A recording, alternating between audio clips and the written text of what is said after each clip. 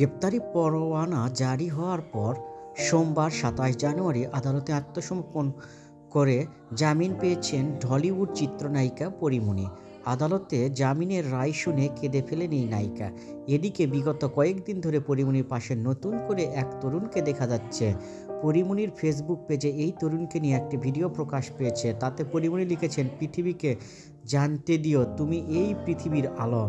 এছাড়া ১৩ই জানুয়ারি পরীমনির Facebook page Sheikh সাদির আরও video প্রকাশ পেয়েছে। একই দিন শেখ সাদির আরও একটি ভিডিও পরীমনির ফেসবুকে প্রকাশ পায়। গত সোমবার পরীমনির সঙ্গে আদালতে দেখা গিয়েছে এই তরুণকে। এবার জানা গেল আদালতে পরীমনির জামিনদার হয়েছে তিনি।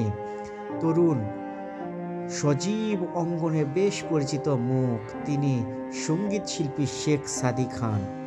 পরীর জামিনদার হওয়া তরুণকে নিয়ে শুরু হয়েছে চর্চা। জামিনদার হওয়া প্রসঙ্গে সংবাদ মাধ্যমকে শেখ সাদি বলেন, পরীমনি আমার সহকর্মী। তার গ্রেপ্তারি পরোয়ানা জারির খবর শুনে বেশ দুশ্চিন্তায় পড়ে যায়। তখন পরীমনির সঙ্গে কথা হয়। তিনি আমাকে জানিয়েছেন আদালতে আত্মসমর্পণ করবেন। জামিন হওয়ার পর তার আইনজীবী একজন জামিনদার হন, আমিও আরেকজনের জামিনদার হয়েছি।